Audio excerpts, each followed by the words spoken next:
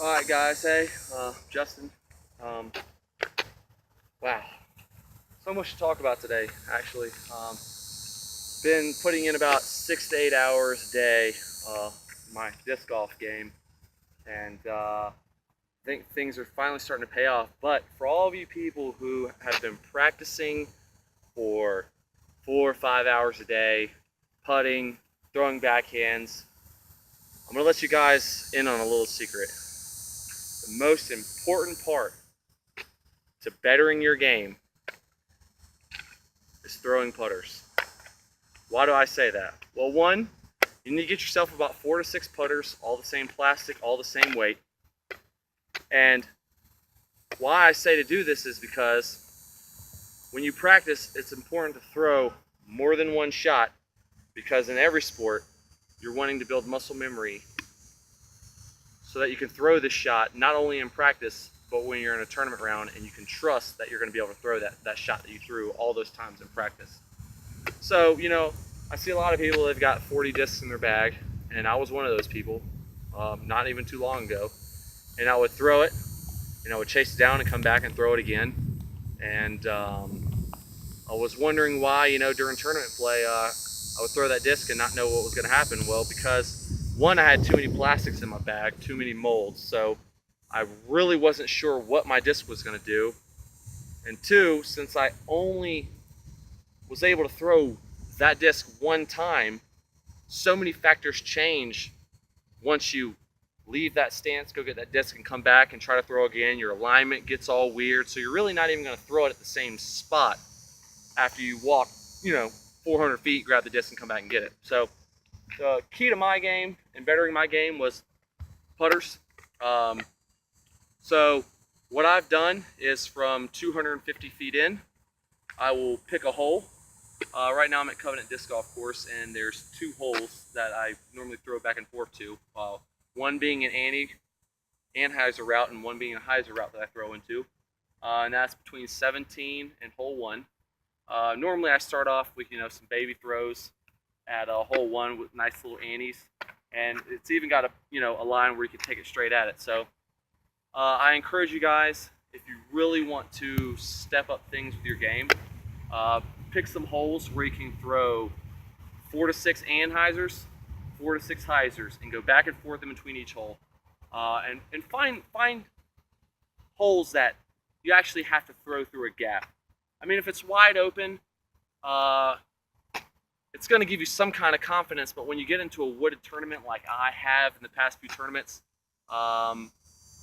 you don't really have a lot of room to go out 30 feet, 40 feet, and Heise it back in or Anheise it back in. You really can only Anheise or Heise things 10 feet, when you're in a wooded course. So you got to learn how to throw those shots. So the best thing to do is to pick a hole that's got a 10-foot gap that you're throwing into. So what I do is, I just take my putters and I hold them all in the same hand, and I feel exactly what it's going to feel like to be on that angle to throw an Anheuser. And I'll just step up and throw it.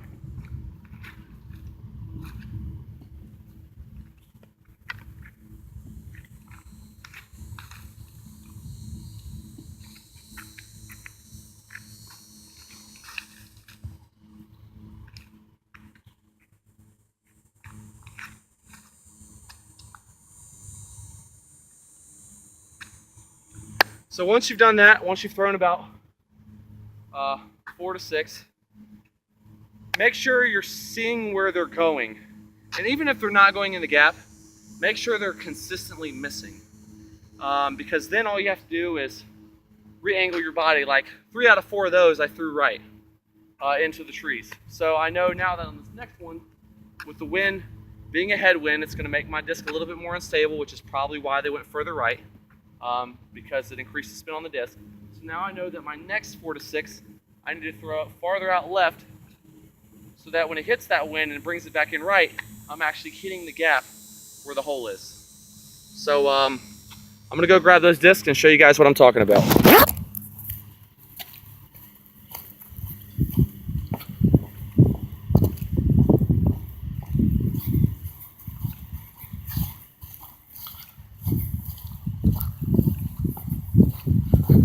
So yeah, that's about a 10-foot gap, somewhere right around in there.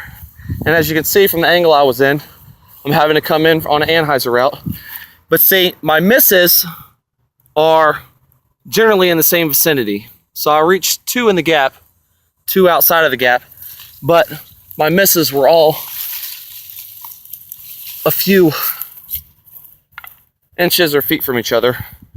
And actually, it's really weird that these 4 putters aren't all the same, and it tends to be that since the blue and green are the same plastic, they tend to be paired up next to each other, and my 2 orange ones are the same plastic.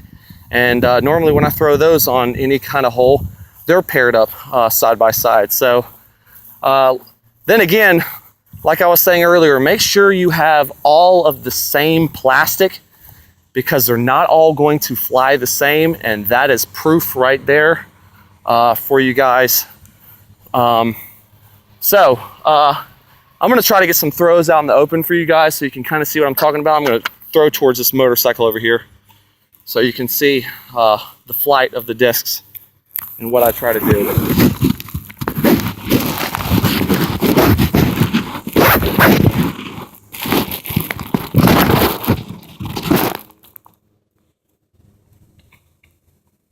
Okay, so let's just say this sign over here, for instance, is my target. And you know, I've got a fairway in the woods, 15 feet wide, 20 feet wide. I'm really going to only want to take it out just over the edge of this curve and bring it back in. If I take it out any farther, then you know I'm going to be wooded again in the woods during the tournament. So I'll pick my line of where I want to go, and I've learned that when you're going from 200 feet in, you don't need to push all the way back and slow down your movement. Same way with golf. When you start to deaccelerate, you'll start to pull it and push it everywhere. So I found that if I take it back to here, pull through at my 60 to 80% window is what I normally throw at. It tends to stay on line a lot more. So I'll aim 20 feet right and take a few practice swings, and then I'll hide them in there.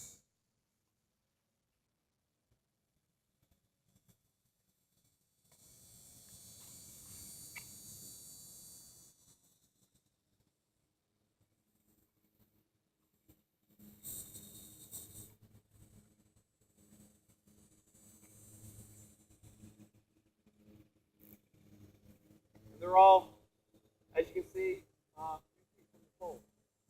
So what I would do is I'd probably throw 50 of those, and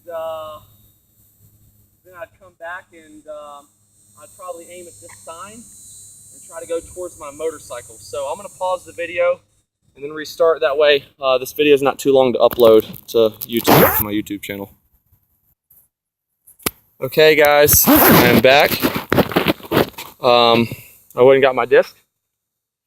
So, now that we've thrown some hyzers,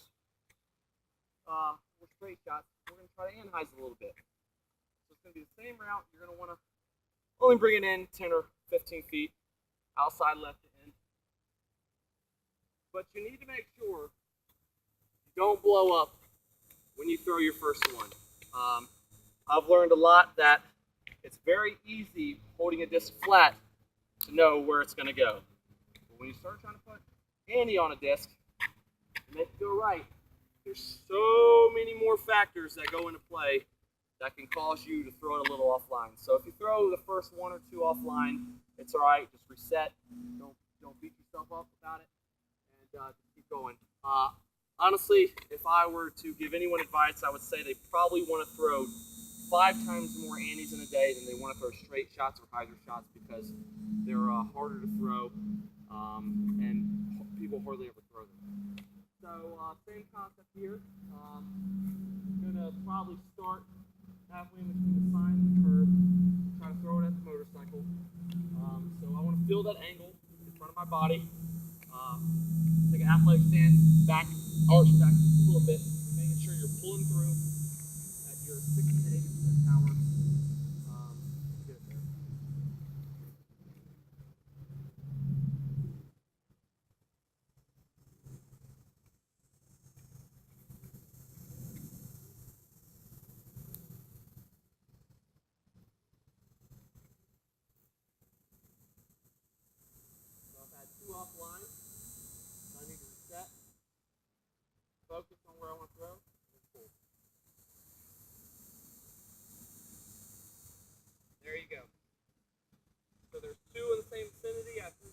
line.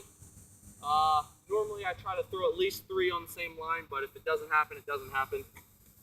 So got 2 right where I want it, and 1 left and 1 right. So yeah, you can see that with the hyzers, I was throwing 4 on the exact same line pretty much. With the anhyzers, I'm throwing 2 on line, between 2 and 3. On a good day, I'll throw 4 when I throw 4 discs at a time. So that tells you right there that your percentage-wise is 50% as compared to 100 with hyzers. So you need to practice that shot more. Again, my name is Justin, and I hope I showed you guys something today. It's something I've been working on for the past few weeks, about 6 or 8 hours a day. So just know that it's going to take time. If you're spending an hour a day or an hour every other day, it's going to be really hard to see results that you want to see in a short period of time. If you have time to dedicate to it, this is really what you need to practice, because 9 times out of 10, you're going to have a whole lot more upshots that are wooded and on tight fairways than you are going to have drives. Especially out at a course like this, 9 times out of 10, your drives are 300 feet in the open, and then your last 100 feet's in the woods, which is, most courses are like that where I'm from, but other places aren't. But I feel like the upshots, 200 feet in, 250 feet in, and hyzing are what you need to work on. I hope you guys enjoyed it. Go practice, and I wish you guys the best.